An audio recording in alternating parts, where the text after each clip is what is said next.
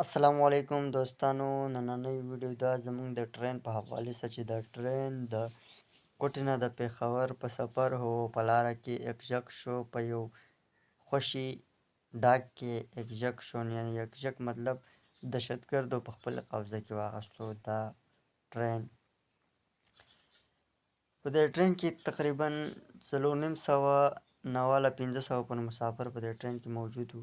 سیکورټي فورسز خپله اپریشن جاري کړی دی او د هغو وینا دا ده چې د ټرین کې چې کوم موجود دهشتګرد دي دا د بهر ملک کې د دې کسان چې کوم دي د هغو سره د په رابطه کې دي او د دې سیکورټي فورسز د طرف نه په دې فایرنګ کېږي او د هغه طرف نه هم فایرنګ کېږي، خو دوی په احتیاط ډېر په احتیاط اپریشن جاري کړی دی. ولې چې دا کې چې کوم مسافر دي دا د دهشتګردو خپل ټال جوړ کړی دی.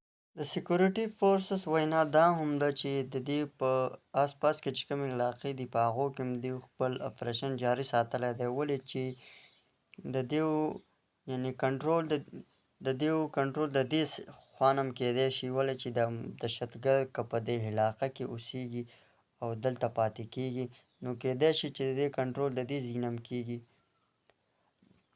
او بل په ټرین کې چې کوم ډرایور موجود دی د دې سره هېڅ قسم رابطه نه کیږي، یعنې ریډیو او ټلیفون رابطه هېڅ د دې سره نه کیږي.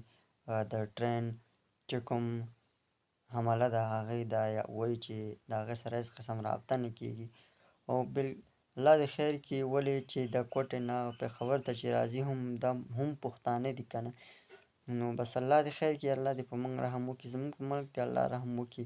ولې چې ډېر بد طرف ته روانوي. او د بلې ویډیو پورې اجازت راکوي. د خدای په امان. سلام.